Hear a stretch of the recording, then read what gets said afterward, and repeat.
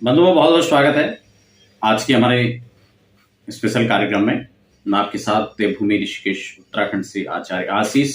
आप भी नीचे कमेंट बॉक्स में अपने परिचय के तौर पर अपना या अपने शहर का नाम लिखकर हमारे कार्यक्रम का एक खास हिस्सा बन सकते हैं।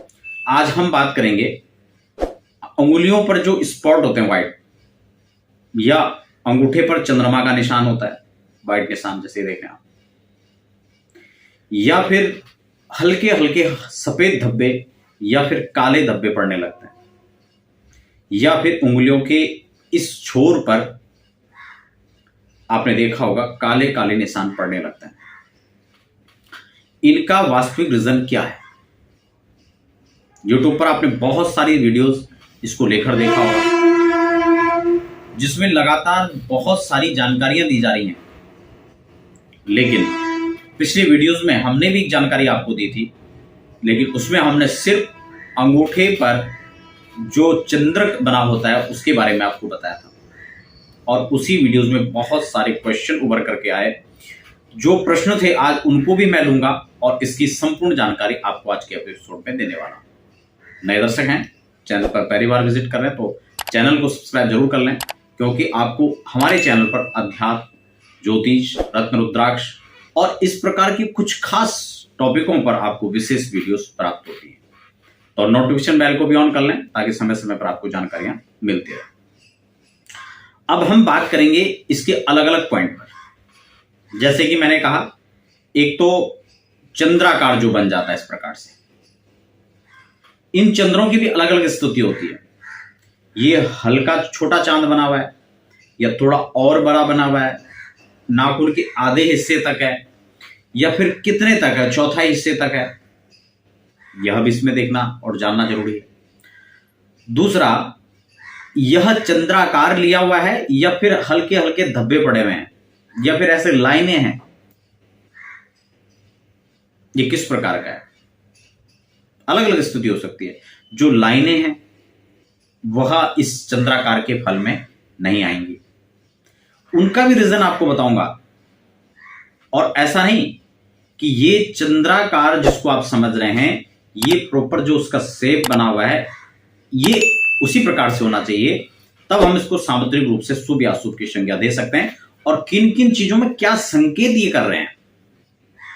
और एक महत्वपूर्ण बात, अगर आपके हाथ में ये चीज है तो क्या आपको वो सब लाभ मिल पा रहा है या नहीं? अगर आप संपूर्ण लाभ नहीं ले पा रहे तो उपाय भी आपको आज के एपिसोड में बताने वाला हूं। बहुत खास चर्चा होने वाली है आज की। तो यहां पर सबसे पहले तो अलग अलग निशान, जिसको हम सिर्फ चंद्राकार ना समझे, प्रॉपर चंद्र का निशान होना चाहिए। उसमें भी अलग अलग उंगलियां अंगूठी पर हो सकता है। दूसरा, ये धब्बे जो हैं अलग अलग, व्हाइट स्पॉट जो हैं वो अलग चीज है, व्हाइट ड्रेसेस जैसे पड़े में वो अलग चीज है। या फिर जो मैंने कहा कि उंगलियों के बिल्कुल नाखून के जड़ पर जो ब्लैक स्पॉट होता है, कभी कभी सारा बना होता है, कभी कभी आधा बना होता है, ये भी आपने अक्सर देखा होगा, कई बार हाथों में उभर कर आता है। इसका क्या रीजन है? देखिए, सामुद्रिक ग्रंथ के हिसाब से देखें तो व्हाइट स्पॉट या फिर सफेद चंद्रमा का निशान जो बनता है, ये चंद्रमा का निशान तो शुभ परिचायक है, लेकिन जो हल्के हल्के व्हाइट स्पॉट है ये कहीं ना कहीं आपके कार्य क्षेत्र में रुकावट को भी दर्शा रहे हैं। आपके स्वास्थ्य पर भी कहीं ना कोई इफेक्ट इसका देखने को मिलता है। वहीं हम मेडिकल साइंस के माने डॉक्टरों की बात समझ को समझे थोड़ा, तो डॉक्टर का कहना है कि अगर इस प्रकार के सफेद धब्बे आपके पड़ते हैं तो विटामिन डी की कमी इसको समझा जा सकता है। और अक्सर होता है कई बार ऐसा, क्योंकि ये चीजें कभी उभर कर आती है, इसको बहुत ध्यान से समझना है। मैं आपको प्रयास करूंगा कि एक एक जो स्टेप है वो क्लियर हो जाए, आपके जो सस्पेंस भी हैं वो भी इसमें निकल जाएं, और आप इसको समझे कि वो कौन सा निशान है। समझ रहे हैं ना? और अगर उसका संपूर्ण लाभ लेना तो उपाय भी आपको बताऊंगा, बहुत सटीक छोटा उपाय बताऊंगा। तो अगर काले निशान हैं तो सामुद्रिक शास्त्र इसको कहता है कि काले निशान किसी प्रकार से शुभ नहीं है, ये अशुभता का ही प्रचारक है। और अगर डॉक्टरों की भाषा में कहीं यहां पर अगर ये ब्लैक स्पॉट बनते हैं या रसिस बनते हैं तो इसका मतलब ब्लड में कहीं ना कहीं कोई कमी का आना है, ठीक है ना। और हमारा सामुद्रिक शास्त्र और हस्तरेखा के अंतर्गत हम इसको ब्लड के लिए हम मंगल और चंद्रमा दोनों को भी इसमें देखेंगे। हस्तरेखा के अंदर अगर यहां पर उनकी स्थिति डाउन हो रही है और ये ब्लैक भी है तो ये आपके स्वास्थ्य पर समस्या को दर्शा रहा है, आपका स्वास्थ्य ठीक नहीं है। ये आंतरिक जो समस्या हैं, अंदर की जो कमी है और इससे रिलेटेड कमी है वह यहां पर दर्शाएगा। अब मंगल का कनेक्शन हमें बनाना पड़ेगा कि मंगल अगर वीक पड़ रहा है चाहे जन्म कुंडली में हस्तरेखा में तो उससे संबंधित क्या क्या ऐसे सिम्टम्स हो सकते हैं जो हमें दिखाई देंगे, जिन पर हम बात कर सकते हैं, जिनके अनुभव हम ले सकते हैं और फिर हम उसको डन कर सकेंगे कि हम यही इसकी समस्या है। और फिर उपाय तो बाद में होता ही है, ठीक है ना। एक चीज हो गया। दूसरा, अर्धचंद्र अगर बिल्कुल जैसे भगवान शंकर के मस्तिष्क पर जो चंद्र है ये सिर्फ उस चंद्र का फल है, समझ रहे ना। आपने भगवान शंकर के मस्तिष्क पर जो चंद्र देखा होगा उसका आकार आप समझ लीजिए, उसका ध्यान कीजिए कि वो कितना बारीक चंद्र होता है, जिस चंद्र की महत्ता बताई गई है। और ये वही चंद्र है, वही चंद्राकार है जो भगवान शिव के मस्तिष्क पर है। तो आप समझ गए होंगे, चंद्रोद्भाषित भगवान शंकर के मस्तिष्क पर जो दिव्य आभूषण बनकर के जो चमक रहा है ये उसी चंद्रमा की बात है। और उसी को शुभदायक माना गया है, शुभता का परिचायक माना गया है। और वह आपके उत्तम स्वास्थ्य को दर्शाता है, वो आपके कॉन्फिडेंस लेवल को जो है यहां पर दर्शाता है, वह आपके व्यक्तित्व के बारे में बताता है। ऐसे लोग जहां स्वभाव के काफी धीर गंभीर होते हैं और हमेशा सही का साथ देने वाले होते हैं। इनके हृदय में कहीं ना कहीं करुणा छुपी होती है, बाहर से कभी कभी कटुता या कठोर स्वभाव भी हो दिखा रहे हैं लेकिन अंदर से कोमल होते हैं। इसके साथ ही ऐसे लोग कहीं ना कहीं एक दूसरे को साथ देने वाले होते हैं, एक दूसरे का सहारा बनाने वाले होते हैं, एक दूसरे के सहयोग करने वाले होते हैं। ये आपके जीवन में एक बड़े बदलाव की ओर इशारा करता है। यह भी दर्शाने का कार्य करता है कि आपके जीवन में किस प्रकार के परिवर्तन आने वाले हैं।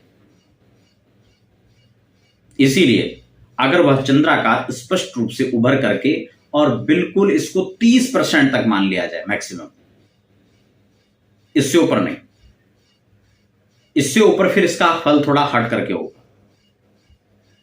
लेकिन मैं जिस चंद्र की आज बात कर रहा हूं वह चंद्र इस प्रकार से अगर गहरा उभरा स्पष्ट रूप से दिखाई दे रहा है, चिकनाट उसके अंदर है, किसी प्रकार का खुरदरापन नहीं है, किसी प्रकार का बीच में क्रैसेस नहीं है, तो यह शुभ परिचायक है। अगर बीच में कहीं ना कहीं दिक्कतें हैं, खासकर स्त्रियों के हाथ में इस प्रकार की लकीर हैं या फिर वो धब्बे पड़ रहे हैं, वो आपके कहीं ना कहीं जो गुप्त समस्याएं हैं उसके बारे में भी दर्शाता है। स्त्रियों को मंथली उनकी जो पीरियड्स में उसमें समस्याएं होना या कई प्रकार के कुछ जो गुप्त रोग होते हैं उनके बारे में जो है कहा जा सकता है, वो यहां पर दर्शाएगा। पुरुष वर्गों का यह स्पष्ट उभर कर आना उनके वीर्यवान, ओजस्वीवान, तेजस्वीवान होने का एक शुभ संकेत कहा जा सकता है। यह स्थिति सिर्फ उसी चंद्र पर नहीं, हाथ की कुछ विशेष चीजों को देखकर भी यहां पर निश्चित करना चाहिए। और अगर ये चीजें उभर कर आ रही हैं और खासकर अंगूठे में, जैसे मैंने कहा विशेष महत्व अंगूठे का, उसके बाद तर्जनी में अगर यह निशान बनकर के आ रहा है तो यह आपके शिक्षा में सफल होने का संकेत है। यह आपके कारोबार कार्यक्षेत्र को, आपके अर्निंग के स्रोत को शिक्षा की ओर लेकर जा रहा है। यह ध्यान इंगित करना चाहता है आपका कि आप अगर शिक्षा के क्षेत्र से जुड़कर काम करेंगे तो आपको अच्छा लाभ मिलेगा। अगर यही मध्यमा उंगली पर हो तो ये व्यक्ति को टेक्नीशियन बना सकता है, टेक्नोलॉजी में एक्सपर्ट बना सकता है, यह व्यक्ति को खोजी वृत्ति का बना सकता है। और ऐसे व्यक्ति कहीं ना कहीं मेडिकल, केमिकल, पेट्रोलियम इस क्षेत्र में जाकर अच्छी तरक्की कर लेते हैं। अगर वही इस वाली उंगली पर रिंग फिंगर जिसको हम कहते हैं, अंगुष्ठ, तर्जनी, मध्यमा, अनामिका, अगर अनामिका पर वह है तो वह आपके स्पष्ट रूप से अगर अच्छा उभरा हुआ चंद्रमा है, किसी प्रकार की उसमें कोई दिक्कत नहीं आ रही है, तो ये आपके सरकारी नौकरी का भी संकेत है। आपके गवर्नमेंट से कनेक्शन जुड़ करके काम करना, गवर्नमेंट कॉन्ट्रैक्टर जो होते हैं खासकर, या सरकार की महकमे में रहकर कहीं ना कहीं इर्द गिर्द में कार्य कर रहे होते हैं, उन सब लोगों को यह अवसर मिलने वाला है, उसका भी संकेत। और अगर कनिष्ठ का उंगली, सबसे छोटी उंगली पर यह निशान स्पष्ट रूप से उभर कर आता है, तो आपके अच्छे व्यक्तित्व को दर्शाता है, आपके अच्छे वक्तव्य को दर्शाता है। कला शैली जो बोलने की होती है, प्रदर्शन की कला उनमें अच्छी होती है। मैनेजमेंट ऐसे लोगों का बहुत अच्छा होता है। इकोनॉमी के क्षेत्र में देखा जाए तो बहुत अच्छी पकड़ होती है। अकाउंट के क्षेत्र में देखा जाए तो बहुत अच्छा होता है। बिजनेस, व्यापार की ओर से देखा जाए तो ये बहुत अच्छा माना जाता है। लॉयर ऐसे अच्छे बन सकते हैं।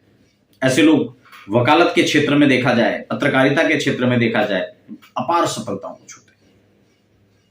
इसलिए ये कुछ खास निशान, जिसको हम केवल यह ना समझें कि यह सिर्फ चंद्राकार है और उसका ये शुभ फल है,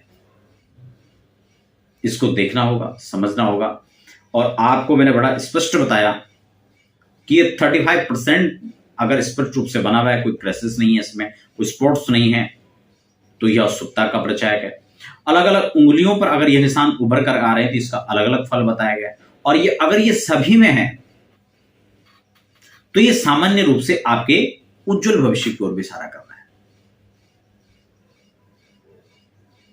इसलिए इन चीजों को देखें, और अगर आपके हाथों में इस प्रकार के स्पष्ट निशान बन रहे हैं तो आपको और अच्छे लाभ इसके मिले, उसके लिए आपको क्या करना चाहिए, उपाय की ओर चलते हैं। देखिए, सबसे पहले तो इसको समझ ले बहुत अच्छे से। मुझे पता है आप लोगों ने वीडियो स्क्रिप्ट किया होगा बीच में, तो वो सब चीजें जो जिस रूप में हमने समझाया वो आपने नहीं समझा होगा या नहीं देख पाए होंगे। इसलिए सबसे पहले तो वीडियो को आप लगातार देखें, तभी बात समझ आएगी कि हमने किस प्रकार के निशान की बात की है और कौन सी उंगली पर या किस प्रकार से होने पर क्या फल बनेगा। ठीक है ना। और अगर इसका संपूर्ण लाभ लेना, उपाय पर हम बात कर लेते हैं। तो उपाय, जैसे मैंने कहा, यह जो चंद्र है, यह भगवान शिव का वही चंद्र जो उनके मस्तिष्क पर है, और वही वाला चंद्र, वही सेम। इसलिए इसमें भगवान शिव की उपासना, क्योंकि उन्होंने इसको आश्रय दिया, इसलिए भगवान देवादिदेव महादेव की उपासना ऐसे लोगों को करना चाहिए। अगर व्रत के अंदर दिलचस्पी है, आप फास्ट रखना चाहते हैं, कोई व्रत आप सोच रहे हैं कि हम कौन सा व्रत लें, ऐसे लोगों को प्रदोष का व्रत रखना चाहिए। माताएं हैं, महीने में ज्यादा व्रत करना चाहते हैं तो सोमवार रख सकती है, 4 व्रत हो जाएंगे। नहीं, भाई लोग तो कोई ज्यादा दिलचस्पी इसमें रखते नहीं है, तो प्रदोष का व्रत रख सकते हैं। और कोई भी एक रुद्राक्ष, चाहे अपने राशि के हिसाब से पहन लो या फिर कोई भी रुद्राक्ष, उनको अपने गले में जरूर धारण करना चाहिए। कितने उपाय हो गए? 3। एक और उपाय आपको बता देता हूं। ऐसे लोगों को, वैसे तो ऐसे क्या, हर किसी को उसके भाग्य को उज्जवल बनाने के लिए, उनके भविष्य को उज्जवल बनाने के लिए एक नई दौड़ और एक दूर तक जो है एक सफर के लिए, एक अच्छे सफर के लिए, जैसे हम भोजन से हमारी शरीर की क्षुधा निवृत्ति होती है, ऐसी आत्मा की संतुष्टि और पुष्टि के लिए, उसकी मजबूती के लिए, उसको पुष्ट रखने के लिए भगवान का भजन भी आश्रय उसी रूप में होता है, आत्मसंतुष्टि के लिए।